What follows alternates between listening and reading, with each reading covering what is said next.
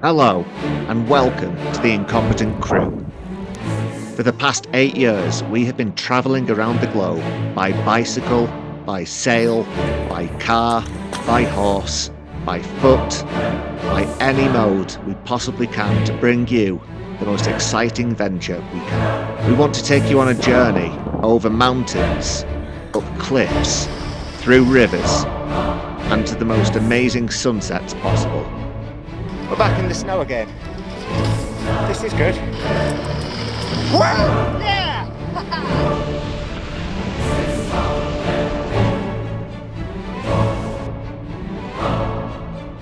Got down to 20 Pass. Summit of Middle Teton.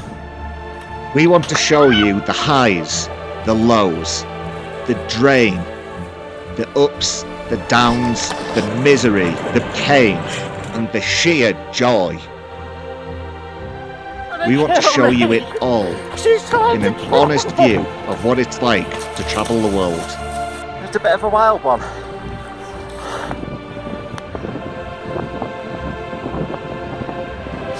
You're saying it's a bit wild. I suspect she hates me right now. Welcome to the Incompetent Crew.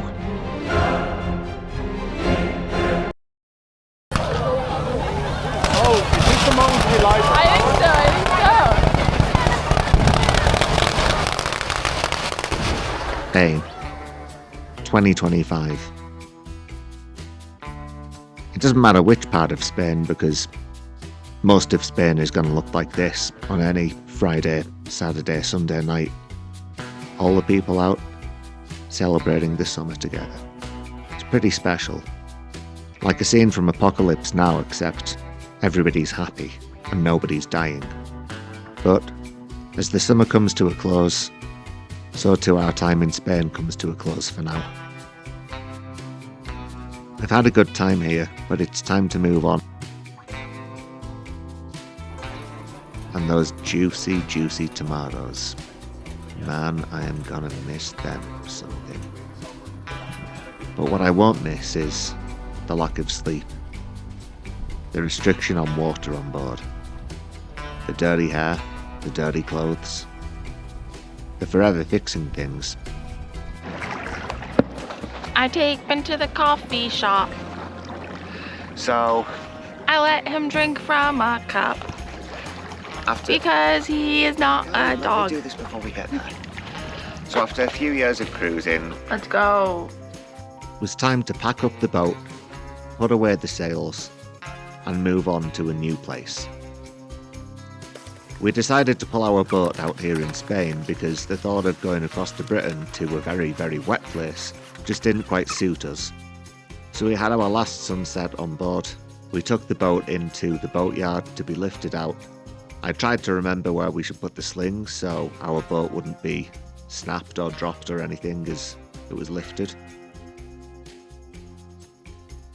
And she was lifted, possibly for the last time. Although goodness knows how many times I've said that before. So, I found Travel Beast's little overland vehicle here. And he's not here. What can I screw up in his life? Should I just do little things like twist his mirror so he can't see? Should I do things like... Hey Reese! What are you up to? Just having a look around your vehicle. Just checking it over, you know. Oh yeah, just all chill. I like the fact you've got the conduit protecting some of your wires here. Yes, thank you, bro. Yes, I did that specifically so that some of those wires. Just so some of them will give faults along the way, huh? Yeah, exactly. But other than that, seems pretty good. Yeah. Reese locked his vehicle so I couldn't get in. Ha! Do that on purpose. Hey, Ben, G, just tell me what you think of this first. What? Are we gonna go get more coffee? While Reese is showing us his coolant problem and the lack thereof, I'll just tell you about Reese. He's our friend. He's got a overlanding station called Travel Beast if you find him on YouTube or on Facebook or on any of the social media platforms. And he's currently going around the Iberian Peninsula, which is pretty cool. He's overlanded around the world in many, many different places, and this is just the latest time. He should have been joining us for sailing a few months ago, but He didn't. He jumped on a plane to Mexico. That rat. He finally turned up once we'd lifted the boat out of the water. Years and years he's had to come and see the boat, but he chooses this moment to come, finally. You see, as winter nears, fear of another winter on board grows closer, and we decided to move on to somewhere else. We hauled the boat out a few days ago and spent a week tidying up after ourselves and winterising the boat. Often over winter we head to my home city for a few months so I can pick up some carpentry, but this winter will at least start out different. I've had lots of sleepless nights rocking at anchor, watching boats drag by or getting lumped down by the ocean swell spilling through the breakwaters. And so, we've packed our bags to try something. But to understand the decision, first I need to show you how I lived most of my time.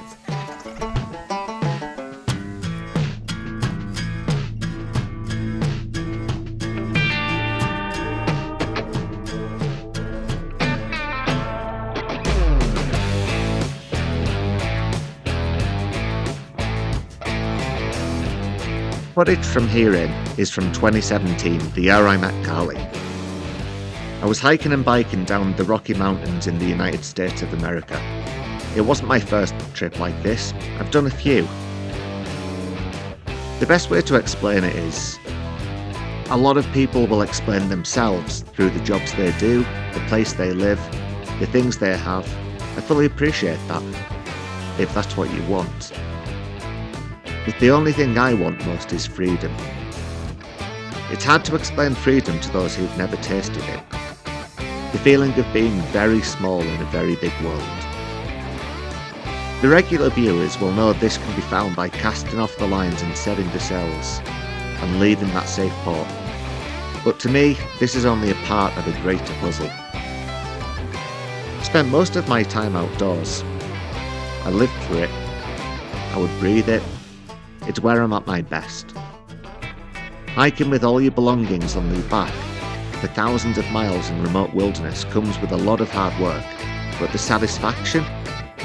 Words don't explain it. It changes you. When you do something hard of your own free will, and there's no reward at the end, apart from that feeling, it's special. We still have the boat, it's on the hard. Over the next couple of months though, you won't see it. So if it's only the boat you want, put us on pause for the next little while, and we'll see you again in a couple of months. But if you're up for a slightly different adventure, stay tuned in for what's about to come. We'll be inland. Welcome to Colombia.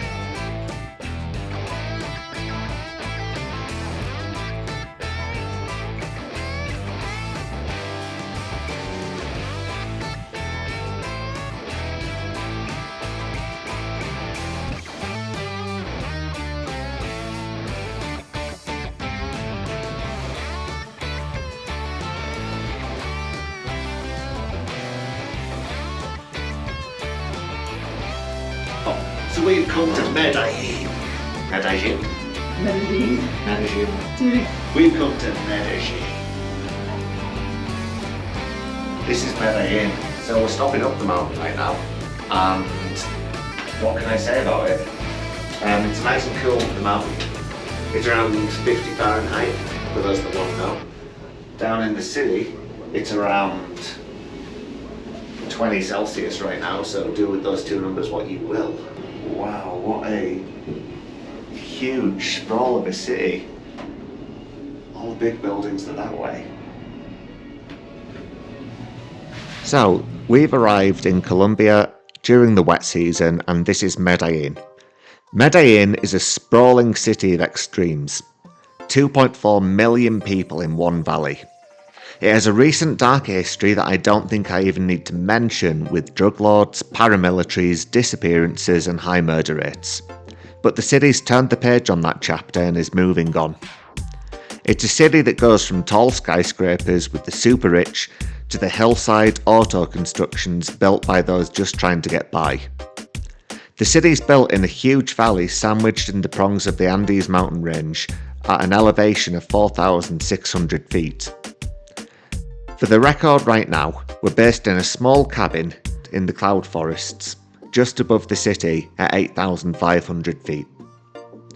A series of gondola rides and metro systems connect the whole city, bringing accessibility to the neighbourhoods high on the mountainsides. This was forward-thinking planning by the city decades ago as a way to make the whole city accessible to people that would otherwise face hour-long slogs up and down from the homes to work. Today we've taken the tourist gondola down into the city from Park ARV, which is a forest on the hills above. But from here on, we're going to be using cheaper buses to get around, and they'll drive us up and down the valley as we explore. Maybe it'll be shirts. It is. It's shirts. Shirt floor, nice. That makes it really easy. You think answers on level 3? We can see a place we want to get to, we just can't get to it. Over the next weeks, we'll be showing you the ins and outs of being in Colombia and all of the Jumanji-like insects and creatures we come across as we get back into hiking, climbing, horse riding and adventuring. And hopefully, we're going to be giving you some great multi-day adventures starting from right here. Oh, he's panicking. Stop it. He is. Carry on. He's crazy. Who's your first? You think, oh, another one. Are these some kind of hornet? Yeah, it looks a little bit like it would sting you, doesn't it? Hey, this thing. Hey. Oh, wow. Is that a bee? Without wings? There are some mental insects in here. You were getting that camera ready for me to fall. What? No, I wouldn't do that. Oh wow, Merlin, you are strong, aren't you, huh? I'm actually surprised. This is managing to get a pretty clean, straight cut. I didn't think I would get that out of this bluntish machete, but I guess the lessons you learn in life, this is the tool for the job. You can turn that off now. No, darling, I don't want the people to be misled. Ancient proverb says, cutting wood warms you 3 times. Once, cutting down the tree. 2, bringing the timber home. And 3, cutting it up to warm you. What about 4 when you put it in the fire and it burns and then it No, warms by it this in? point you don't need it anymore.